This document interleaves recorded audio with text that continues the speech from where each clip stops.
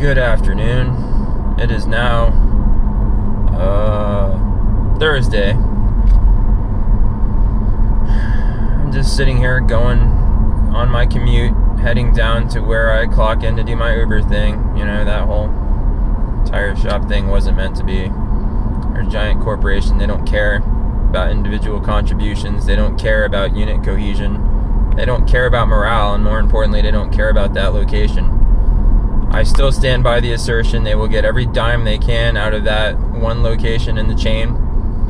And then when basically the place falls beyond repair or loses so much labor that they can't get anything done, they'll just shut it down, clean house, fire everybody that ever worked there, and then just build a new location or open up in a new outlet somewhere else, and then just hire all new people and just move on. They don't care. It's a corporation. That's how they do.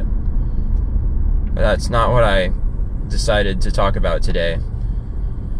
What I decided to talk about today is my eternal yearning to contribute to my community and to serve and help with the operating of society.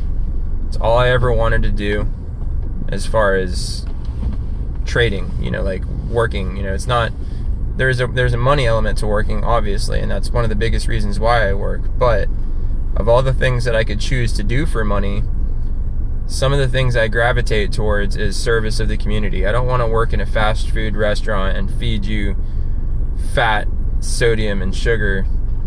I don't want to, honestly, even be a bartender, as good as the money can be, and I might be okay at it, because all I'm doing is effectively enabling you to not take care of yourself. The Uber thing really resonates with me, as much as I literally hate the company, because I can help people that have decided to drink get home safely, and I can help people that are, dealing with issues that prevent them from being able to drive. Maybe they have a handicap or they're elderly, that type of thing. I can get you to where you're going and facilitate you being mobile and living your life.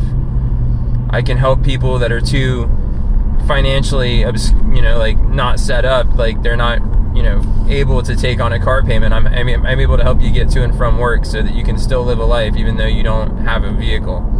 If you choose not to drive for any number of reasons, maybe you've had a traumatic collision, or you just don't think it's good for the environment, or you'd rather spend the money on something else, I am here to get you to where you need to go. That's the big thing that speaks to me about Uber.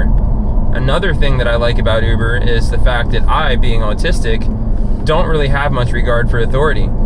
It's not that I'm an anarchist or that I think I can do it better or anything like that. It's not a pride issue, because I will do what I'm told and always have. When I'm working for other people, I'll follow instructions and do everything you ask me to. I'm not the boss, you are. But the reason why I like Uber as compared to like the standard hourly format of earning is because it kind of allows you to embrace a productivity mindset and be like, look, I'm not here from like 8 p.m. to 2 a.m. or whatever because then I get to go home. It's more of the case like, what can I get done now that I've decided to clock in?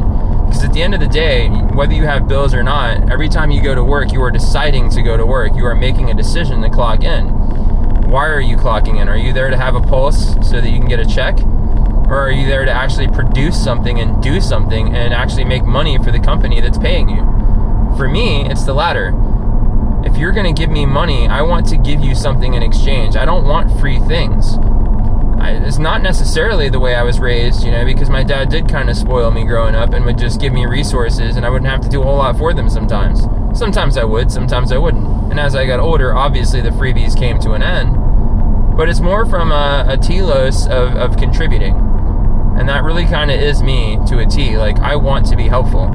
When I do decide to take on a friendship, and you invite me to a party, I'm the guy that stays behind at the end and like, here, let me help you clean up after this party. Let me help sweep the filth out of your house. Let me throw all this garbage in a garbage bag and take it out to the trash bin. I want to be helpful. It makes me feel better about myself knowing that I added to the situation instead of just being one of those assholes that threw my empty, red Solo cup in the corner and then, peed on the toilet seat and just left and didn't care. Like, it wasn't my place. What do I care? That's not how I've ever rolled. And no matter how I've been throughout the years, and no matter how little I appreciated my possessions when I was younger, I never wanted to abuse other people's spaces. I always wanted to respect other people's things and spaces because I always wanted other people to respect me and my space and my possessions. So here I am back to the Ubering, right? And it's not a permanent thing. It's not good money. Like I'm not making good money right now doing this, and it's not really ultimately worth it. I just don't know what else to do, and I'm not just going to stay home and do nothing. I mean, I actually qualify for money from the government for permanent lifetime disability, so it's not like I wouldn't get a check, but I don't get the same kind of check I get for spreading my legs for like random men to like plant seeds in me. Like, they don't give me that kind of money. Like, I think I get at most like $700-800 a month, which, if you know anything about money, it's nothing. It's nothing.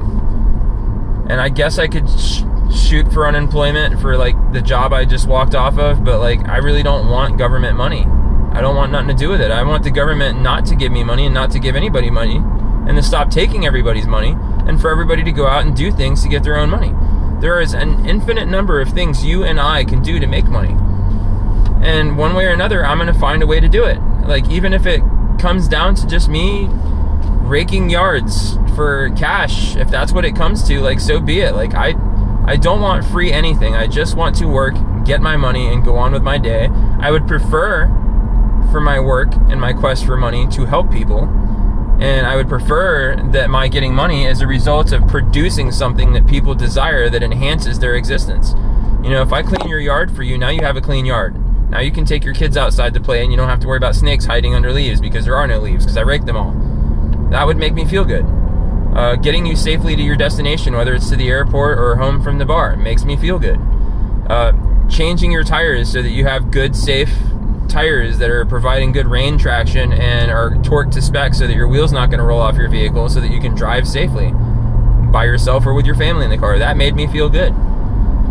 Doing concrete work under my dad's business made me feel good, because now you have a piece of concrete, you know, patio to have your events on. It's not, you know, going to crack and create like hazards for tripping over. Like, that made me feel good. Giving people things makes me feel good, but not because here's some free stuff, because I don't believe in that. I don't think giving a homeless person a sandwich is doing anything. I think convincing that homeless person to fucking come help me rake a yard and then giving him his cut is a good thing. I think that, you know, rounding up the homeless people, I mean, literally rounding them up and putting them somewhere where they have shelter and they can't, you know, kill themselves with alcohol consumption and drug consumption is a good thing. But giving them anything, no. I don't really want to house them for any length of time either, not for free. I mean, yeah, we're going to get you sober. We're going to get you off that crack and that methamphetamine. And we're going to, if you have mental illness and that's why you can't have a home and a job, we're going to get you help. And then you're going to go to work and you're going to pay us back. That's how it should be. If you're disabled, like you get in a car accident, or you're like me, you're just wonky from birth, fuck giving you a check. Why don't we find something that you're able to handle? Whether it's folding pizza boxes or being a park ranger off by yourself because you can't deal with people, that's fine. You know, here's some stuff you can, as a park ranger, you can clean up the park and you can keep an eye out for like unsecured trash so that animals don't get hooked on human garbage and shit like that. That could be right up your alley. You know, there's something that everybody can do to give to society. And you're not giving to society solely because it makes you feel good, because there is a give and take. There is a quid pro quo. You give your efforts to keeping society running, and then that makes you your living so that you can use those funds to go do what it is you do on your own time. If you want to just play Call of Duty and eat chicken tendies and look at porn and give a lot of your money to OnlyFans, I mean, that's not ideal, but you know what? It's your money. Do what you want with it. But if you're doing that with your parents' money or with government, you know, like handouts, you're kind of a piece of shit, and it needs to come to an end. I don't like it. Now, Canada's up there with their assisted suicide nonsense, like, oh, we're going to fix the welfare system by just killing off all the people that are on welfare, just convince them to do it themselves. Well, that's not a solution either. You don't need to die if you're not contributing to society. You just need to put on your work boots and get out of your fucking house and get dirty, if need be. I mean, there's other things you can do that don't involve getting dirty. You can be a customer support specialist right out of your home and answer the phone when people have problems with a purchase online or whatever. You can stuff envelopes for government notifications for this, that, or the other, or, you know, code enforcement, you know, like eviction letters, stuff, you know, envelopes. You know, like you get the literature, you stack them, you sort them, you put them in the correct envelopes and put proper postage on, and then label them and send them in bundles. You can do that for a living. There's a lot of things you can do, even if you're agoraphobic. You don't deserve free money. Nobody deserves free anything. I don't and did not deserve any money that the government gave me arbitrarily just because I exist. No. They did wrong. They should have been helping me find a job the whole time. And right now, I need all the help I can get finding a job that works for me. I'm okay with people, all right? I've dealt in customer service a little bit now with this most recent job that I walked off of. I have skills. I have a lot of skills. If anything, I have so many skills, I don't know what to do with myself. And who's going to be there to help me sort out where I would best be good for my community and where I would most financially benefit? Because there's a happy medium between the two, and that's where I belong, is in between those two peaks. Usefulness and serviceability and personal gain. Somewhere in the middle of there is where we should all try to find ourselves. I know a lot of guys are just driven, to run up the biological hierarchy and be a high-value male and get their supermodel girlfriends or whatever, but honestly, most of those girls you're going after, yeah, they're going to make you happy for the things you want from them, but the things you actually need from them, they just don't have, because these pretty-ass girls aren't raised to be good wives, and all they're going to be is a face and a body. And so basically you're going to be buying them all kinds of luxury, purchases.